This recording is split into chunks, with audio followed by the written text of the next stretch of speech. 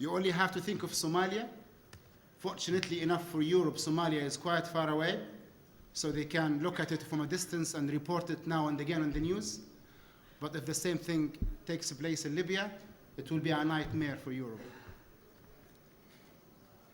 The rebels' refusal of the African roadmap proves that they are not worthy partners in any peace negotiation. It proves that they are not united. It proves that they don't really want peace and political change.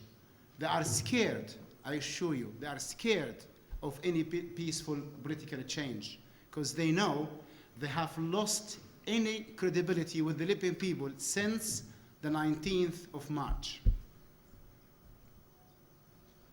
That's Libya. These are Libyans. These are Arabs and Muslims. You call for the Western governments to attack your country, do not expect to have credibility with the Libyan people. They know any peaceful change will have them defeated. That's why they said no to the African roadmap. The airstrikes have no relationship to the protection of civilians. They are just continuing randomly everywhere. They're hitting airports, seaports, police academies, military academies. It's almost as if they are having fun, just trying things out. It's very sad. It's very sad. It's very sad that this is continuing. We hope that some reasonable people in the West will start to rethink their positions and take peaceful steps in their dealing with the Libyan crisis. On the 20th of this month, a fact-finding mission from the Human Rights Council of the United Nations will arrive here to investigate claims that we have mercenaries fighting against the local population, the air bombardment of civilians by the Libyan government, and killing civilians in peaceful demonstrations. We are fully ready to prove our innocence. We are fully ready to prove that we never killed civilians. You are not a civilian if you are in civilian clothing and holding up a Kalashnikov. You'll have a very hard time proving that you are a civilian if you are holding up a weapon. We haven't used any mercenaries. We have been fighting our just fight with the Libyan army and Libyan tribes and thousands upon thousands of Libyan volunteers. Unfortunately, many people, even including international organizations, are choosing to ignore a very simple fact that we have hundreds of thousands of black Libyans, and they are an integral part of our society. They are as Libyan as any. And people choose to ignore that again and again and again.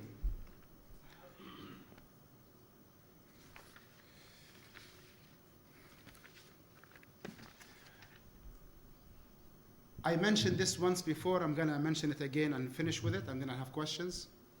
But my friends and my mates and my colleagues who are working here and everywhere, they are so disturbed by the way they are represented in the media, as if we are the servants of a dictator. And how can we have this position defending an oppressor against a peaceful nation? And I said this before, and allow me to say it again. We are not just employees. Most people you see around you are working for free, apart from their basic salary.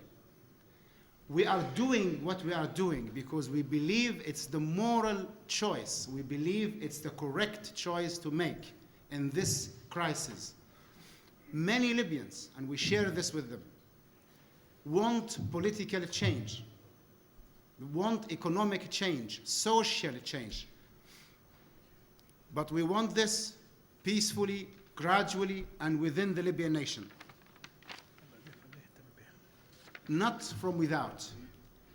And we believe that the leader is a unifying figure to help us move forward without collapsing into the same conditions Iraq is in at the moment, or Somalia, or Afghanistan, or even Egypt and Tunisia. If you are following the news closely, the real news of Tunisia and Egypt, they are in terrible situation. Rape, gangs, theft, robbery, and these are much more advanced societies than Libya. Egypt and Tunisia, they have much stronger institutions. They are not tribal, or at least as tribal as Libya. They have been established as modern countries for decades and decades. And look at their situation now. If you care to look at the news, you will find that they are in very harsh conditions. They might remain the same for years to come, we don't know. Libya is much more vulnerable than Egypt and Tunisia, and is closer in its structure to Somalia than to Tunisia or Egypt. Our moral position is that we are siding with the Libyan people and the Libyan people's desire for political change. But this change has to happen peacefully, gradually, and from within. Three things. The armed rebels, this is the last sentence, I know. The armed rebels lost their moral position from the very beginning. The first day they held up arms. That's it. We could not side with them. We sided against them, and we will continue against them until this country is peaceful and democratic. I've just been handed a piece of paper. Let me just have a look at it.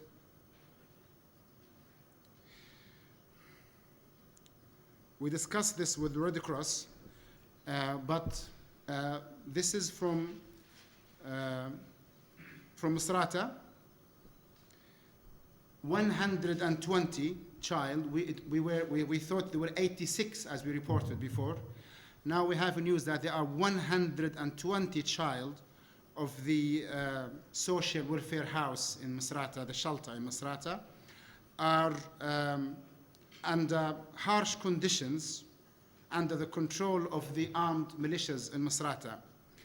We request that the Red Cross and other humanitarian organizations, but especially the Red Cross, to intervene and help take them out of the city and move them to a safe place here in Tripoli, where we have facilities and we can help them, unite them with their families if they have families, or look after them and make sure they are safe and healthy. And we are hoping that the Red Cross Commission in Tripoli at the moment will do this as fast as they can, and we as a government will provide them with every possible thing we can provide them with, facilities, logistics, to help get them to Misrata and help bring the children back. Thank you. Jonathan, please.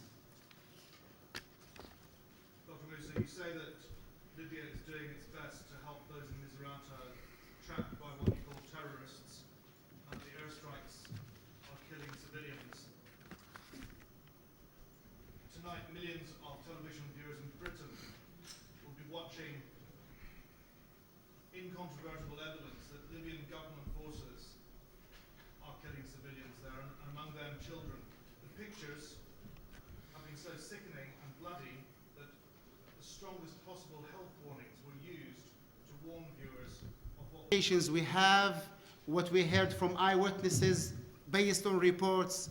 These were killed. What proof do you have that we killed these people? And many so-called independent reporters, they have been shown in many videos as collaborating with the rebels and even coordinating their actions and moving with them and siding with them in the language they use when they report the news, in the way they talk about the rebels. Because some of these reporters are decent people, but because they think they are pro-democracy rebels, and these journalists think of themselves as pro-democracy journalists, they feel this link, this fake link between them and the rebels. We challenge, again, I say this, and I'm going to insist on this forever. Don't judge us by the media. Why is it that no one is sending fact-finding missions? This is a question I challenge you to answer. Why is it that when we say send fact-finding missions, no one is interested? But everyone is sending journalists and rockets. Journalists cannot prove the facts. Fact-finding missions, experts can see the bullet, decide where it came from, the type of the bullet, the make, how people were killed, how long ago, how many days, were they killed somewhere else and brought to this place? Were they killed here? Were they killed together with the same fire? Or were they killed in... Can a journalist decide this? No, they are not experts. You need experts to decide how these people died, what kind of fire, what kind of bullets, what kind of bombardments, how long ago. Journalists, so-called independent journalists, cannot decide this. So I don't take this as proof, I'm sorry. And our army, our kids who belong to Libyan tribes can never do this. But these Al-Qaeda affiliates and these hardcore rebels, they will do that. They have no moral center. Yes, please. Your thoughts on that, who's going to go tomorrow for this conference, and what are your thoughts about this conference? Well, if you remember yesterday, we said that we only comment on Musa Kosa statements and movement if he is in a neutral country in which he has a freedom to speak without feeling the pressure of being under the control of an enemy state. It seems that he heard this and moved to Qatar, but we don't regard Qatar as a neutral country. But anyway, I said this when he resigned. I said, no, I said this when I announced his resignation. I don't know Mr. Musa Kosa personally. I only met him 2 or 3 times in the last few weeks, the few weeks before he resigned. I never thought or believed that this fight or struggle for the Libyan nation depends on individuals. He was a high-ranking official in the Libyan state for a long time. But for me and for millions of Libyans, it doesn't really bother us. We always believe that it's the people, the Libyan tribes, the Libyan families, men and women who go to work every day, who study every day, who go to shop every day, who are rallying behind the need of the country are the most important factor in this fight. Before Musa Kosa, other people resigned and even joined the so-called rebellion. So what? We are stronger now than we were when they resigned, and we will continue to be stronger. Yes, please. Yeah. Can you please tell us the status of the 4 journalists that are continuing to be in detention, particularly one female journalist who works for The Atlantic that we repeatedly asked for? Which ones they are? Which ones? Mentioning? The ones you talked to me about? I don't have confirmation that these journalists... Could you remind me of their nationalities, please? Okay. As I say, this is how it goes for those of you who have just arrived. If you have a missing journalist, you let me know. I send the message to our forces, to the army and the security forces and the state authorities. Usually they take a few hours, 1 day, 2 days, to come back to me and confirm whether we have these journalists or not. If we do, we let you know. And in most cases, if not in all, they are kept for a day or 2 because we need to check their identity, what they were doing in this country, and then they are released. And so far, we have released dozens of journalists, as many of you have witnessed.